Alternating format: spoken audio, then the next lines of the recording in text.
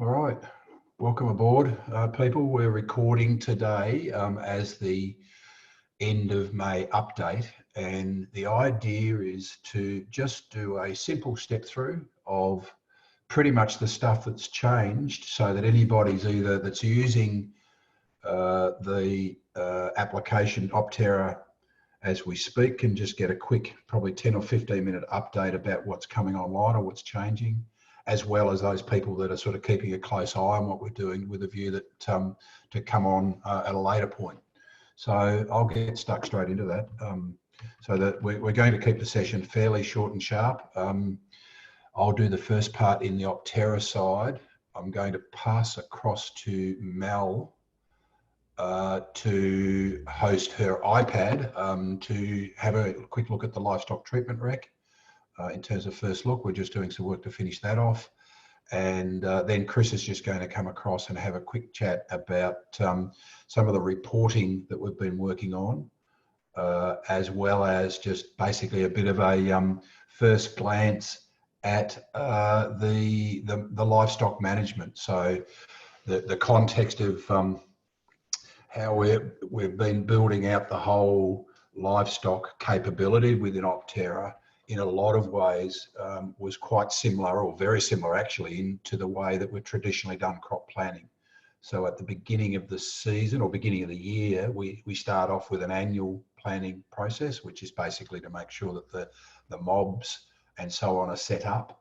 And we understand the crop and pasture profile or rotations that we intend to do, such that we can do that beginning of year capacity planning, and probably around as well what we call the optimizer. And the optimizer is the basis within a mixed farming enterprise to be able to do some pre-season, fairly high level, of course, at that point, analysis about how profitably we can run the operation with the optimal mix between crops, pastures and livestock.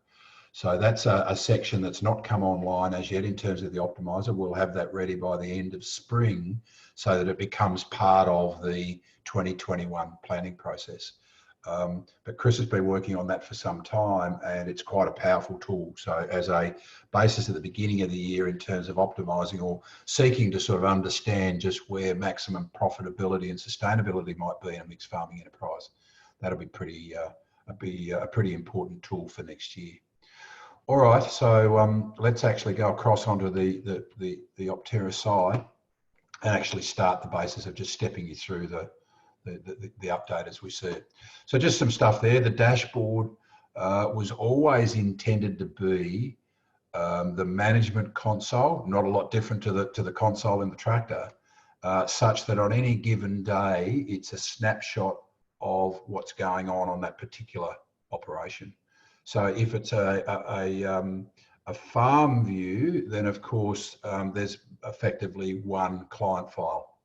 If it's an agronomic advisor that has many client files, then you can just literally switch between any of those that you might want to see. So we often describe that as the first cup of coffee of the morning, is to jump on there and then just switch between probably the client files of farms that you'd be visiting that day, the next few days, and have a look at what's going on farm. So just a quick step back through that and some quick changes we've made. So tasks from plan was literally that. As we lay out scenarios into paddocks that have cropping, pasture and livestock programs, then each of those individual tasks for input and operations, effectively when they're assigned a date. So one of the changes that the longer term back paddock users have been making in the 2020 planning has been to start to assign dates. I'll just expand those fields out a little so we can see more of a basis. So the changes that are coming through bases of better linking directly through to the actual underlying crop planning, the ability just to be able to sort things really quickly and easily. So in the context of probably sorting by mobs and paddocks, that would be the way that I would want to see that. Such that if there's then a particular job there, so I'll just grab that top one for that Albany paddock, and I'll drill straight through to it. So that basically means that it's taking me through to the crop planning area and taking me down into that section. So I can actually see there the basis of the job as it is there in the plan. one of the things I'm going to show you in a little bit is then just the context of what's the fastest way in Opterra to copy from plan to actuals. And I guess that's an older term for us. We've been talking about P2A and P2R for years.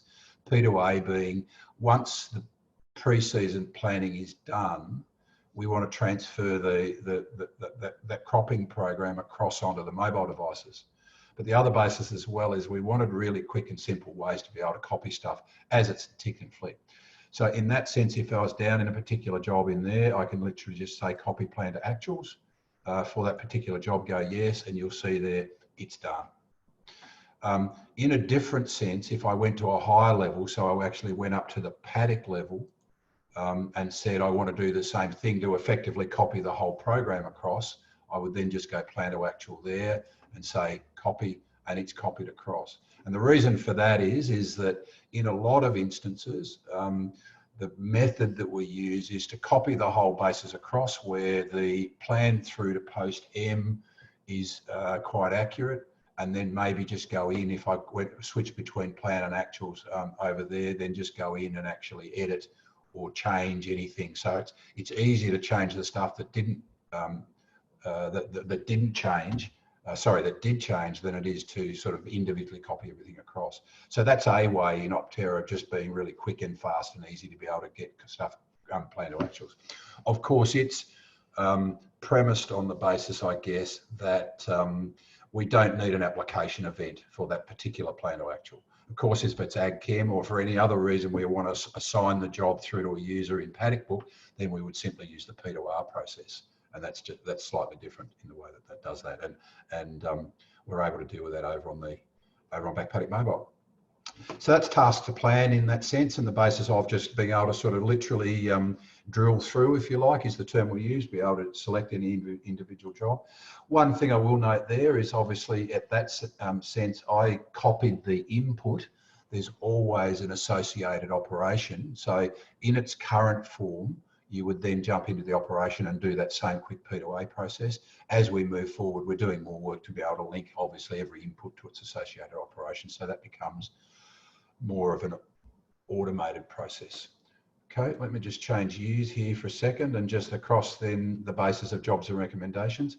So really this is a summary back to the management console of anything that's been created, all of the work that's been created out on the mobile devices as far as recommendations are concerned. So we talk about jobs and recommendations now. A rec is where an agronomic advisor has created an ag chem rec and sent it through to the producer. It could be that the farmer, the grazier themselves, is creating ad hoc stuff on the fly and wants to, so they're jobs as we call them. So from that sense as well, the base of how that's changing. So these symbols over on this right-hand side are the same basis of how we drilled through, and you can see there the details of the actual job. And that was probably, in fact, probably 80% likely that job was created over on the mobile devices. You can see there that we're just tidying up some of the formatting and so on. And I'm running this out of our staging area, or is what we call our development area. So this is the stuff that we will finish that QA work over the next few days and then transfer across to opterra.net.au, which is obviously where all the users log into. So lots of information there and the basis then. So I guess step one in terms of the basis of jobs and recommendations is then the context of being able to drill through and see the job. So in the very first release, they're read-only as such. You can't edit too much here at that point. The second part of the development that will continue through winter is then the basis of how we are able to go in and edit and or lock those jobs. So once they're completed, they need to be locked so that we can't make any further changes to them. And then the third part of that is actually taking this method and be able to create a rec from directly from within Opterra. So that's work we'll carry forward across and complete across winter. So that's the jobs and recommendations piece. Cross down onto the diary summary side, if we just, the basis there. And I actually don't have any on that client file, but I will show you on the other side, just in the next section, where there's a basis there in Opterra of where it's really quick and easy to be able to create notes at a farm level, basically. So that's the basis of replacing the old notebook that you carried around in the top pocket and made notes and sat it on the shelf and then could never find those notes again in the future. So the context of the diary summary. Just lastly, on that basis, in terms of changes, there's still work going on to just generate the library of reports that a user can then select in the context of what they do or don't want to see. So these are sort of the first few, and they're obviously for crop management, somewhat relevant. Alrighty, moving across then to the next section, which is under crops and pastures, and a quick few minutes there. I think one of the things I always like to go in and show, just in the context, is when I go into that rotation section, there's obviously a lot of value in Opterra of, if it's a cropping paddock, of actually having the full cropping program specific to crop type and variety. So the idea of the scenarios is they've been around for a long, long time in the old Paddock Advisor program. And in fact, most of the scenarios that we're currently using in Opterra are those that were originated from Paddock Advisor. But the idea is just to be really quick and simple. So this is probably more northern zone, where there's an overlap of seasons between summer and winter crop in a lot of instances, depending on long fallow, short fallow, the different methods.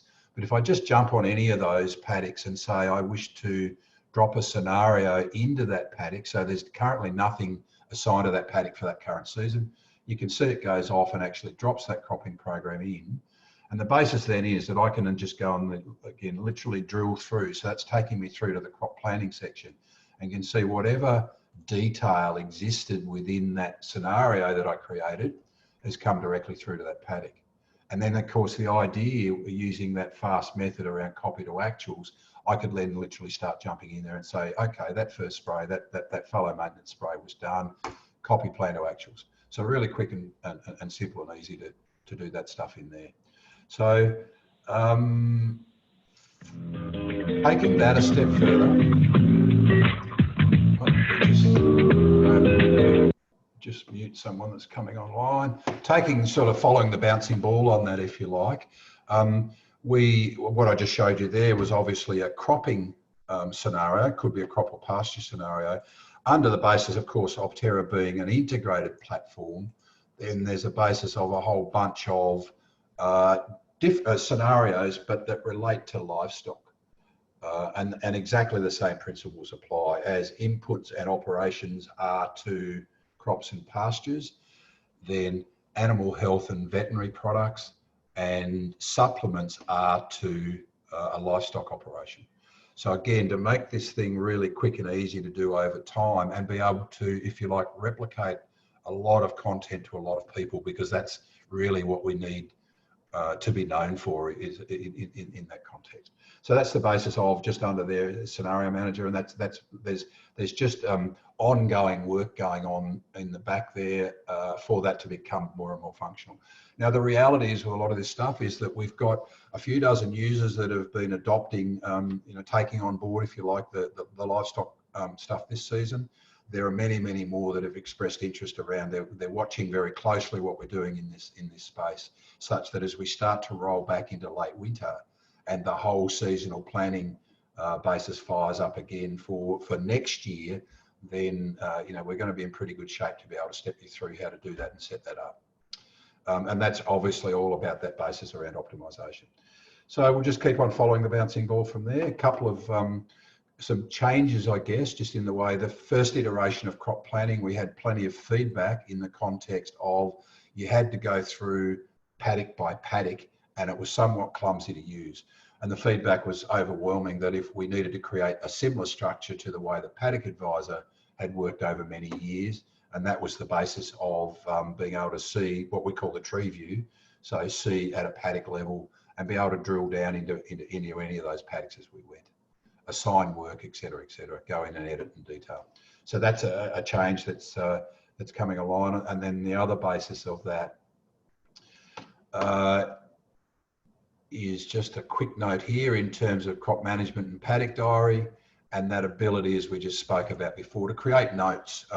It seems to be an area that gets a lot of use in terms of the mobile side. So be able to jump in for a date for a particular paddock, or at this stage at a farm level, will be those notes. So you know, they're pretty straightforward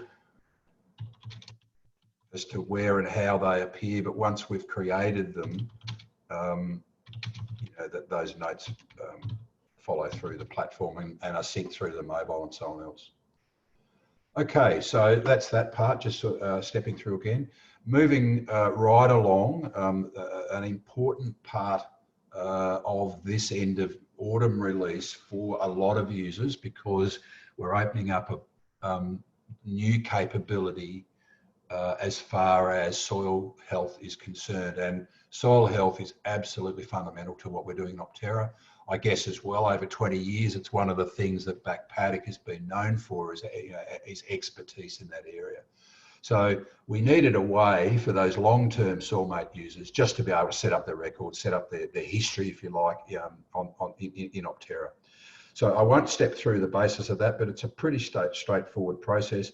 If I select that soilmate will be the source, or paddock advisor will be the source, because maybe I'm a traditional paddock advisor user, but I haven't previously used the soil testing capability or services that Back Paddock provides.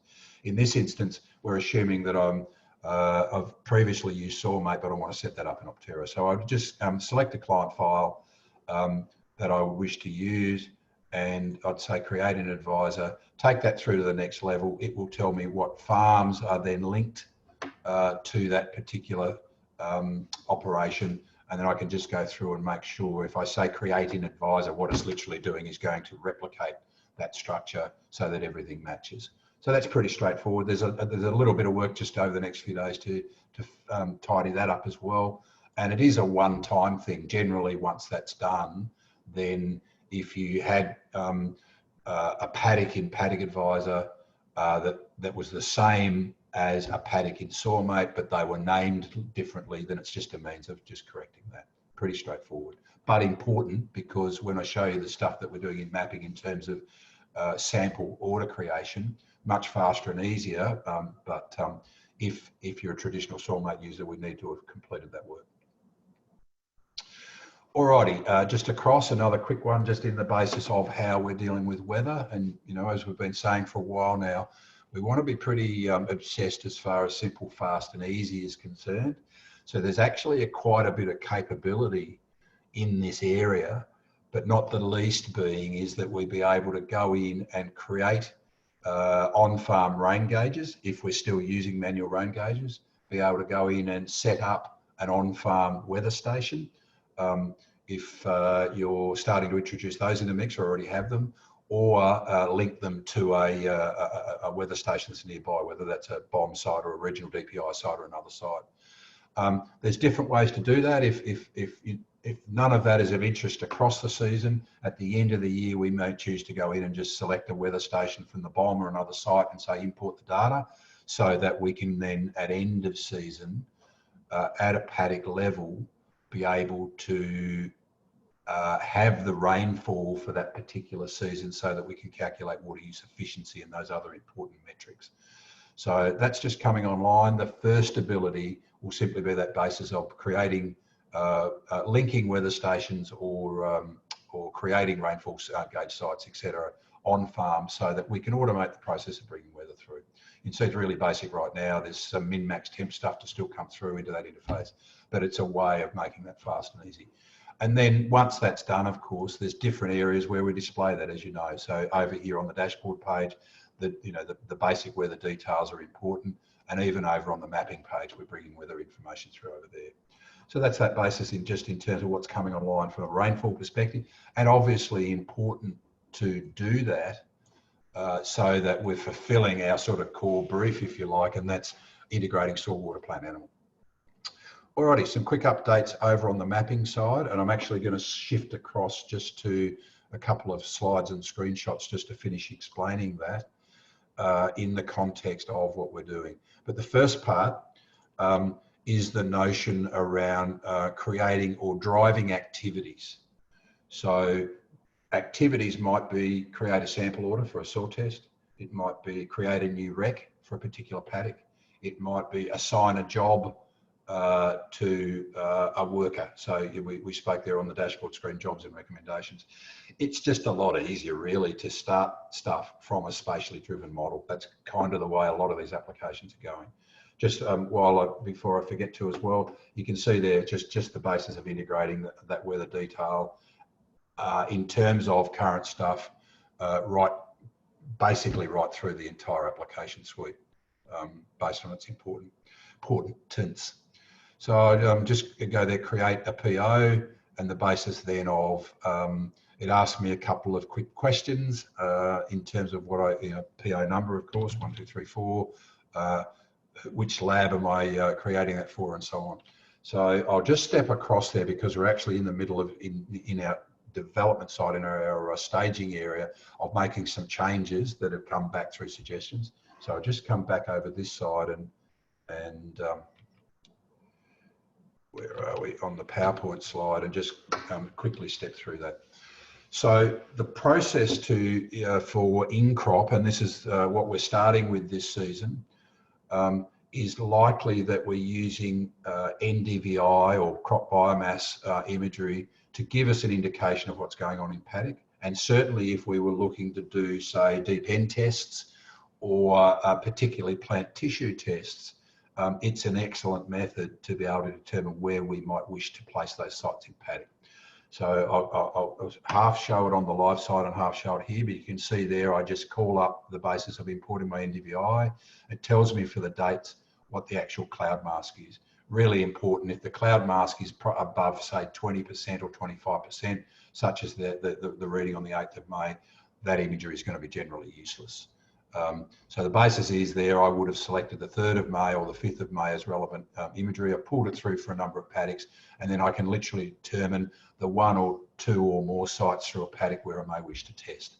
So a little bit more work for us on that side to just lay up the various options in terms of whether we wish to do just random sites through the paddock, whether we're driving across a transect, etc.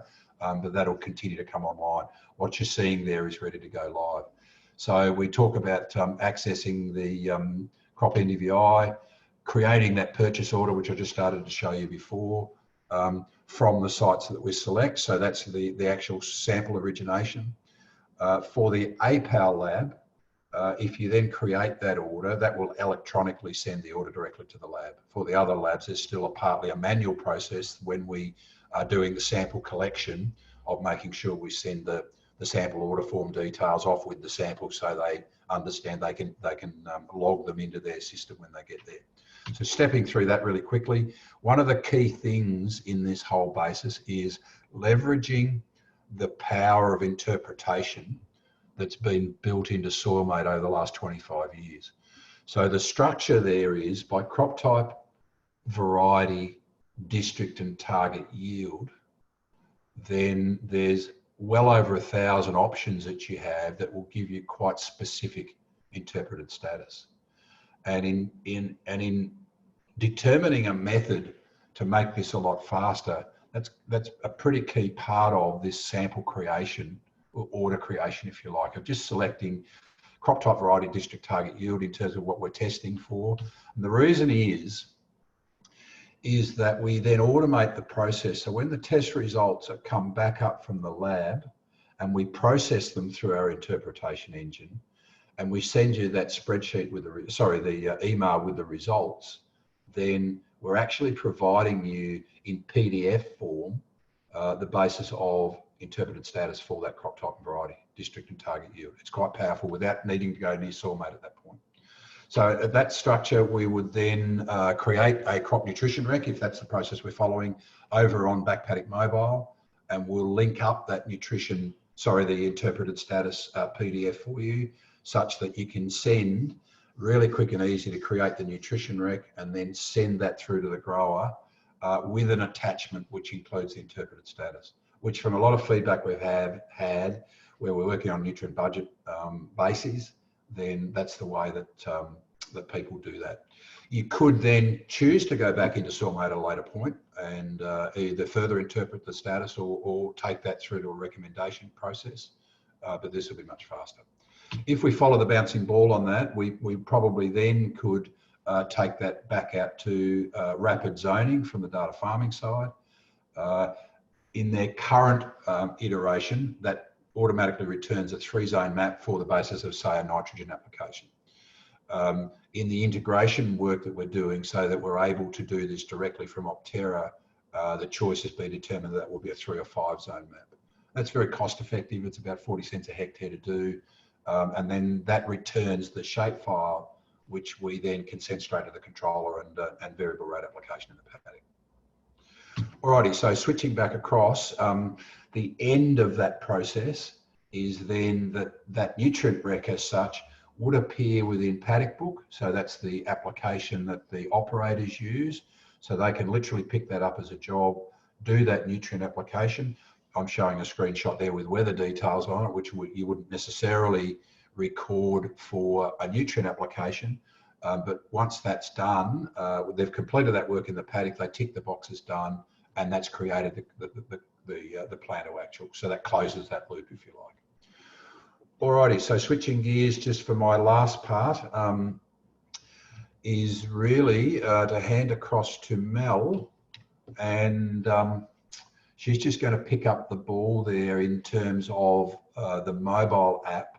But just a short piece for today, we just want to give you a quick look at the Livestock Treatment Rec. Still a little bit of work over the next, I would think by the end of next week, we'll be live to production with that, but still some changes coming through the platform. But I'll hand over to you, Mel.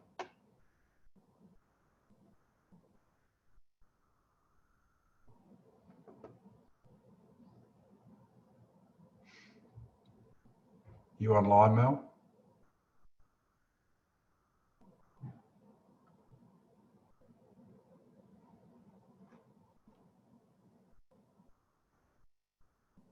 Don't seem to have any audio for Mel.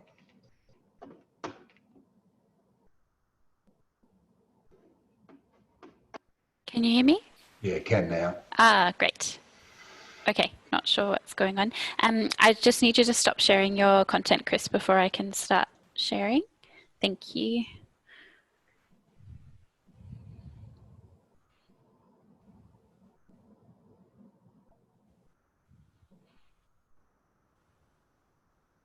All right. Okay. How's that? Yep, gotcha. My screen. Yep. Beautiful. Okay, well, as Chris said, I'm just going to quickly demonstrate the process for creating livestock treatment recs in the Back Paddock Mobile 5 app. So the process is really similar to creating recommendations that you'd already be familiar with for nutrition or crop protection or operations or anything like that, but we will be able to do that for livestock in the very near future. So to start off, I'm just going to touch the green add button in the top left, and then I could edit the job number, advice type, or remarks if I wanted to, but I'm just going to touch done. But I do need to create just a new job number here. And then from here, I'm going to choose livestock treatment. So there's 3 different options I can choose from. There's animal health, so relating to animal health or kind of medication products, feed supplementation, if there's any mineral or additional feed requirements for my stock, and then livestock operations. So if I wanted to send through just a job as an operation through to maybe a paddock book user for marking or weighing or anything that I wanted them to do, I would use the livestock operations option. For now, I'm going to choose animal health, and that will take me into this screen, which is a lot like the normal recreation screen, but obviously been adjusted for livestock. So the first thing to do is to select my target mobs from that first bar. I'm going to apply this to my merino ewes. I can indicate where those mobs are in terms of paddock on the farm at the time. So if I'm a livestock nutrition specialist who's been out to the farm, just to let you know exactly which mob I'm referring to, or if you're sending that job through to a worker, just to let you know where that mob is. And then I just need to indicate how many animals this recommendation applies to here. And then I might want to choose the timing. So for this one, I'm going to be doing a bit of drenching at marking time. So I'll select marking from there. The reason is maybe I've got a bit of a worm problem. You can choose to put in a count, or you can just leave that out if it's not relevant at the time. The product list, if I select in the products, it's going to give me the full AVPMA product list to choose from. So you should be able to find what you need already in here. You can either type in the first few letters to search, or you can scroll down through that list. I just need to indicate a rate as well. So I might change the units for this one to mils. And then the cost of that one I could enter in if I wanted to record that detail. I then just need to say again that this is applying to a particular class within that mob, because there might be multiple classes within my mob. And then from there, the only other detail I might want to include is the application method down here. So this is going to be liquid drench. And then I can also indicate withholding periods down the bottom if that's something that needs to be communicated as well. Any further comments can be entered into the comment section. And that is my livestock treatment rec done for this mob. So I would just go back from here. And then, as with other recommendations, you can add additional mixes or additional treatment recommendations to the one rec. So if there's more than one thing you want to communicate at the time, I can just go in again and go to Livestock Treatment Rec. And I'll just show you the feed supplementation option. Very similar. So I'll just select my mob again. But from here, you'll find a whole list of supplementary feed or mineral supplement products. So if I maybe wanted to put out a bit of a lick block, I could select that from here, but also, you know, additional feed pellets or hay or anything else that I needed to feed out and send through to my workers. Reason you can enter in for this one, but for, you know, this it's pretty obvious. Again, the same things you might want to indicate are the stock number and the timing. So maybe post-joining, they need a bit of extra nutrition. And then once you've got the details that you need, you can just go, okay, I do just need that reason or pest in there, but I'll go back from there.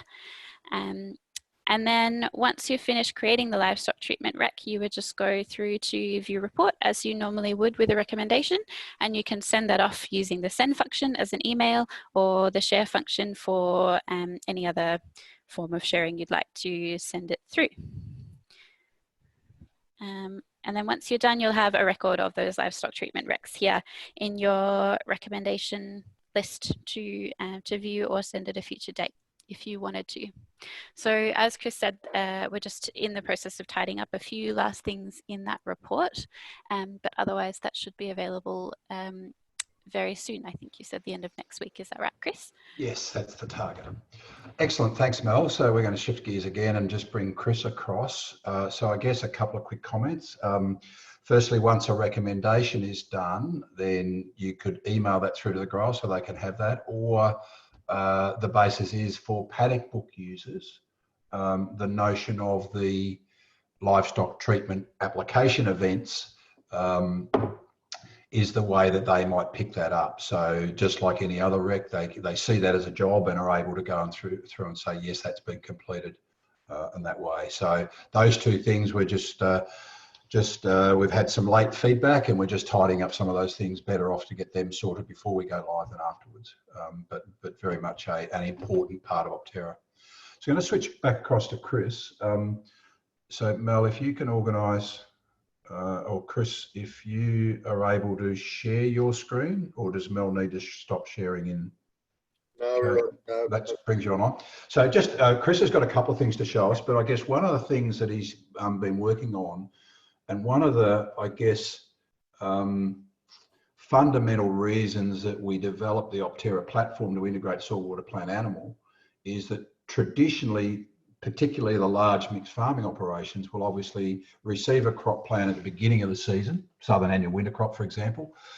and that will give them their cropping and pasture inputs and economic budgets and so on else. And then in a different sense, and it was much more, I guess, much less formalised traditionally, there would probably be some sort of livestock plan created, but those two things never spoke to each other. So at its fundamental level, what we want to do is record the costs of an individual paddock, record the revenue that we make from that individual paddock. We want to be able to get much more detailed going forward in terms of how we assess that performance. So whether that's water use efficiency, nutrient use efficiency, probably the best measure is performance by either livestock or crop per 100 mil of rainfall at that level. So there's a whole bunch of stuff that Dr. Chris Dowling, our Head of Technical Services, has been working on. He's just going to give you a very quick look at the start of the livestock reporting stuff, just in a quick explanation, I guess, of things like seeing monthly input lists for the livestock to know what you need to order 30 or 60 days in advance. So hand across to you, Chris. Thanks, Chris, and good morning all. We've designed into Advisor, and there also will be the similar reports in Opterra through the reporting engine there. Will generate the same sort of reports for livestock, and like we've done with livestock, you can see what Mel showed there, and if you've had a look at the way we do the planning in Back Paddock Advisor, we've tried to keep the reporting structures familiar, but flexible. To be someone that's looked at a crop plan before, they will have probably no problem understanding what are the livestock plans trying to do. So we've created actually two reports for livestock, and they're both available. And the first one is basically when you create a plan, then it creates a report that reports as really a calendar of events that have been planned based on activities and products to be used. So you can see here, what we call this one is the Livestock Monthly Input Summary Report. And it's something that you might print out and carry around. And in December, you can see for that particular mob of steers, then we've planned a Vibrio vaccination and the operation to go with it. So you can see for the different mobs, basically a calendar of events. So we can just jump across each of the mobs and look at the blue tag, and it's just a matter of when we're dealing with that mob, we can just see what we plan to do with them across the season. Not only the quantities, the cost per head, the totals. If you put all of that sort of detail in, you can get that view of it. So that's one view of the animal. That's really an operational type thing. The other one is the Livestock General Report, and it's very similar to the Cropping General Report, divided up into these sections over here, a cover page, a disclaimer. But we've got some things like mob summaries, and we'll be sort of adding to this as to the relevant things we want to know about mobs. But basically, it's just an overview of when we're doing the planning, what mobs are on the what their animal stock class was. In other words, what sex are they and what weight were they, and how many of them were across the different mobs that we've got. So it divides it up: sheep, cattle. The next thing we've got is just an overall area that comes out of the livestock feed budgeting. Really, is just the overview of. We can just create a view of which animals are likely to go through which paddocks. By and large, it's just a quick reflection of what the grazing strategy that we might put in place at the start of the year. And that usually means the breeders are kept off the fattening areas on the farm, unless it's and there's a good reason to bring some breeding stock up to weight. So it's just a brief overview. Now that relates to the way we think it'll happen, and feeds into the feed budget side of things, and it's a summary of what we've put in there from the feed budget, but it allows you to look at it just in a different view. You know, how many hectares are being allocated to the bulls, the green tag heifers, and so on. So that's just a summary, basically a grazing summary plan.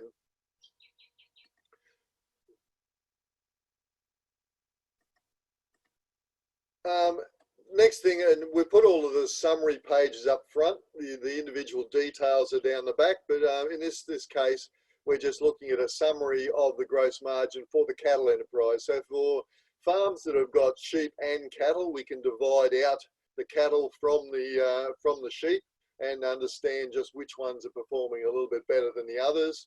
And is that on the income side or is it on the cost side? We can do a little bit of analysis there. So, you know, we're really just doing a gross margin on the animals to be able to compare. And it's a summary by mob that contribute to the cattle, and the same for the sheep. So classic parametric that's coming from the way we set up advisors. So we've got we've got pricing differences across here, and we've got production differences down here, and we pick up the variable costs for the mob, and then we can do that that parametric type approach to the gross margins. The other thing that we people are interested in, and this may be all they're interested in some cases, is once we complete the plan, we get a summary of what's required, both in units of quantity and the dollars that we might. So for feed supplements for this group of animals, you can see here, we've got about 710 kilos of product, and it's mostly hay, and it's not very highly valued, but we come across into also splitting that up so people get an idea of if they're going to have to purchase that, just where they've allocated that, and what the cost might be and what storage they might need for the quantity that's purchased, particularly in a bigger enterprise than this one. Same thing with animal health, what's required and when is it required. So we can see the quantities that we would need to buy in what month, and the distribution. The other thing this will do is actually flow through and complement the cash flow report for advisor. That's not there yet, but this will be integrated with the cropping cash flow where livestock is filled in to give a better overview of the whole farm. Next section is we go down to the individual gross margins for the animals, and it's just a detail as you would see in the old cropping report. It lists out all of the inputs. In the bulls here we haven't sold any, so there's no production side in those ones. But when we come over here to where we've sold some animals, you can see it brings them in. Now there's a little bit of I suppose smoothing we've had to do in the calculations to basically apply we don't know in a plan whether the all of the animals have been treated or will be treated, and how many will be sold necessarily. So what we do is we treat all the animals, and then the income comes from the actual animals from that mob that was sold. So we do a bit of truing up, but I suppose once you go into the actuals, then that's where the reports change a little bit when we go to actual mode, because we know what we sold and we know the exact amount of money we spent, and we get a better view. But from a planning point of view, there's a little bit of sort of squaring up as to do we try and treat only the ones that are sold and the variable costs, or do we treat them all up to the point that they're sold? So there's some variance there, but that's just numbers. So we can look at those individually and go through. So that's the gross margin report, and it's as you can see, it's very, very much similar to the cropping side of things.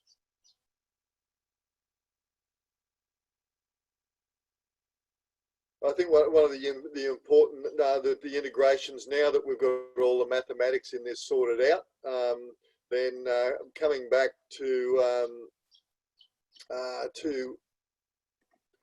advisor itself, I think some of the sections that are probably most valued by a lot of advisors are the analysis section and the cash flow. And what we intend to do is, now we've got the mathematics behind these things sorted, is to integrate the livestock into these, and the functionality to interrogate these things a bit more, and also provide an integrated cash flow that is probably more realistic when you're trying to talk to banks and financiers.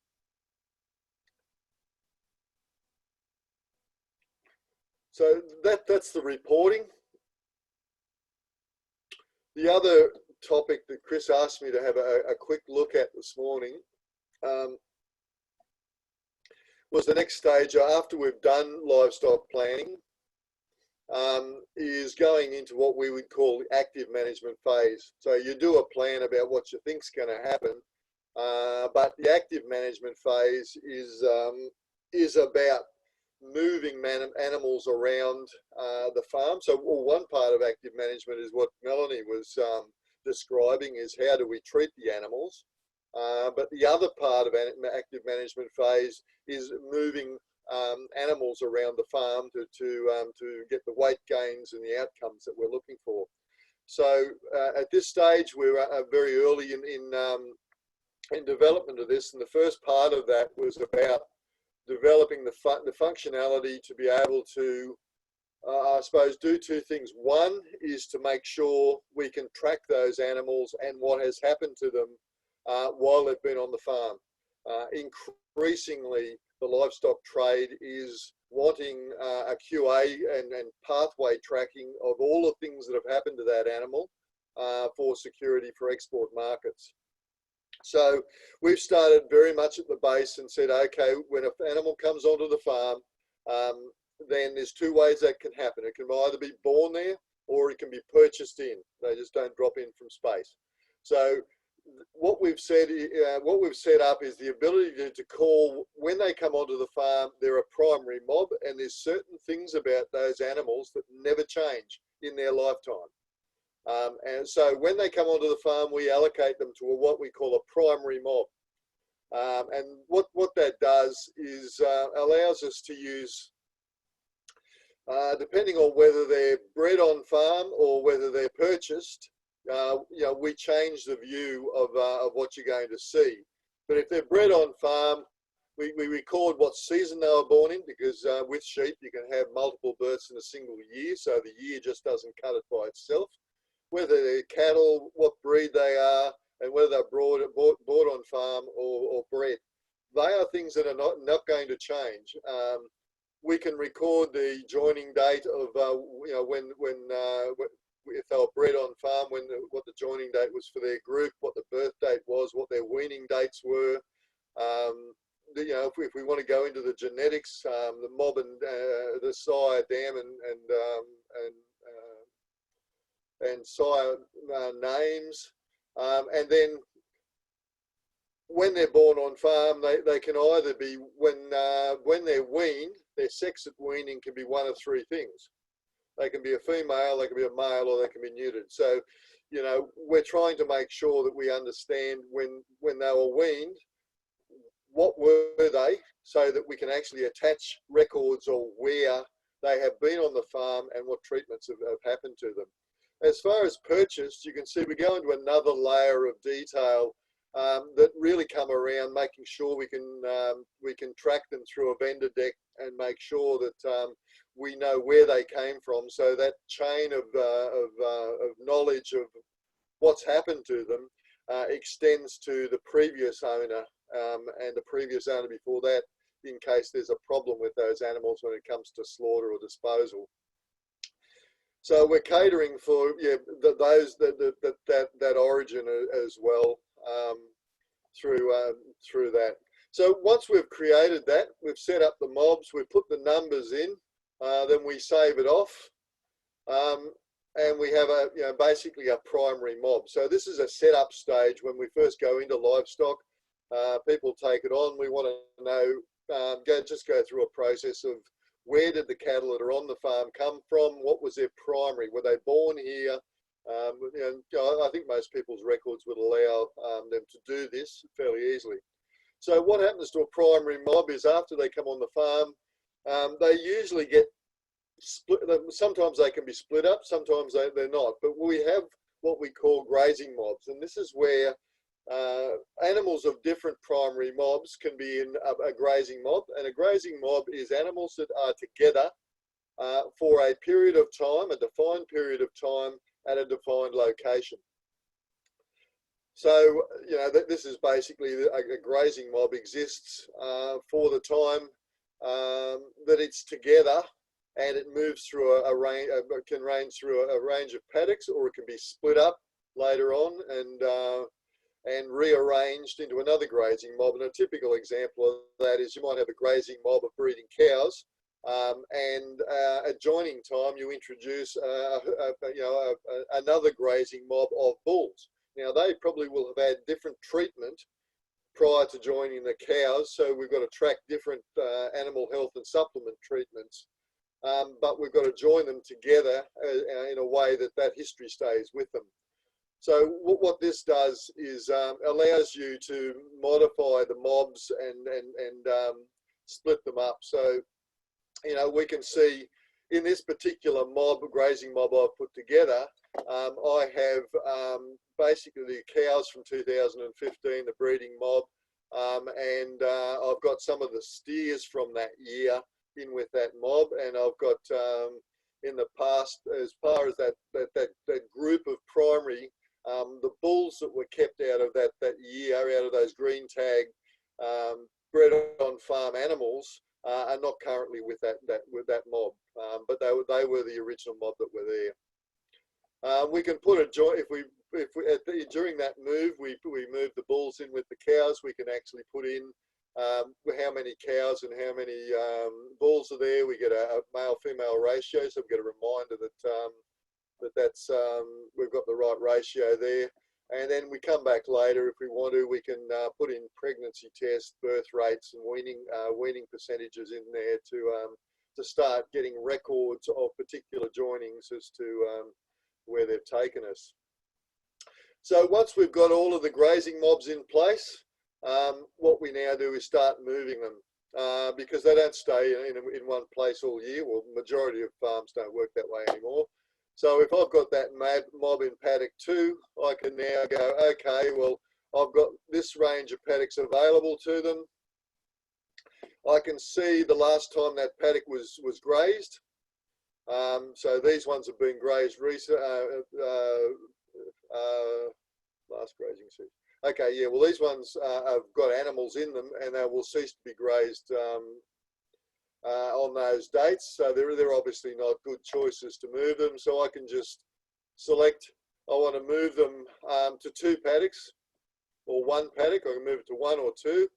And then I can select how many of which that group I want to put in each paddock. So I can select, look, I want to put I want to split this mob.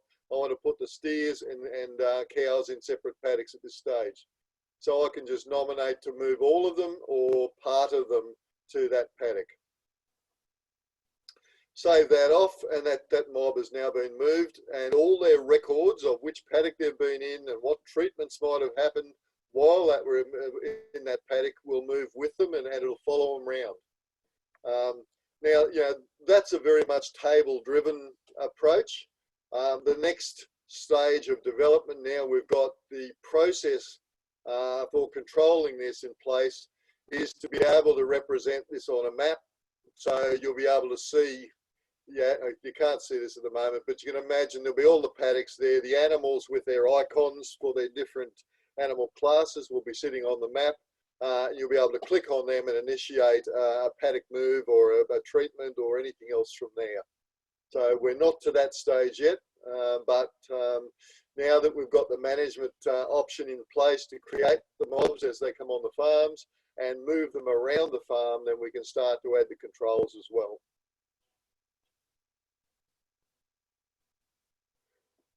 Is any questions, comments? Happy to take any questions about it. Brilliant, thanks, Chris. So just if there's any questions coming through, we can bring those through the chat room there. To finish, I'm just going to reshare my screen, and what Chris has described there, if you're working through that, there's obviously pieces that are livestock advisor based, and there's very much pieces once you get into the active management side that are very much obviously about on-farm operations management and so on. So I thought for just the 30 seconds it'll take to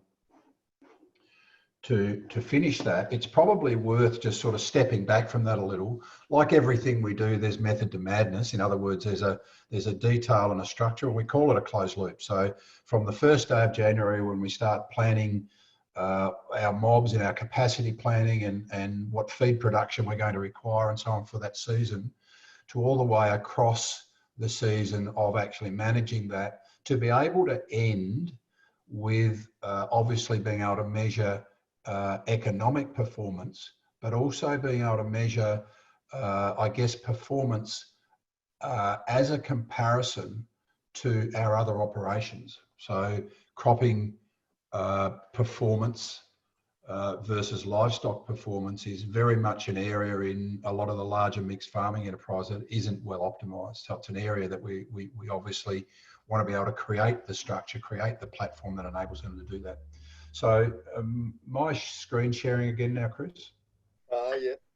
Yeah, excellent. So without getting into the detail of that, I just wanted to highlight the key sections. And just so, again, to continue your thinking about how you might set this up going forward. And of course, if you're an agronomic advisor or an animal nutrition expert, then there will be certain aspects of the platform that you're very interested in and other aspects that you have no interest in at all.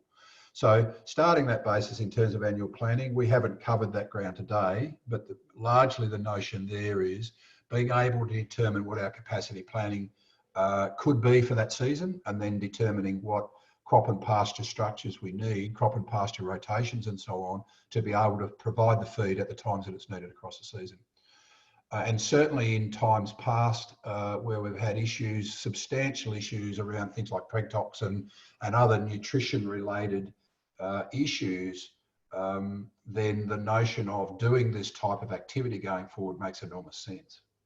So the basis of annualised planning versus seasonal management. Seasonal management is largely the basis of, one, we've done our feed budgeting, we obviously need to reset that periodically across the season based on the actual deciles that we're receiving, and obviously the rolling. So at any time we're really looking 3 to 6 quarters or seasonal quarters in front of ourselves to determine what we're going to need.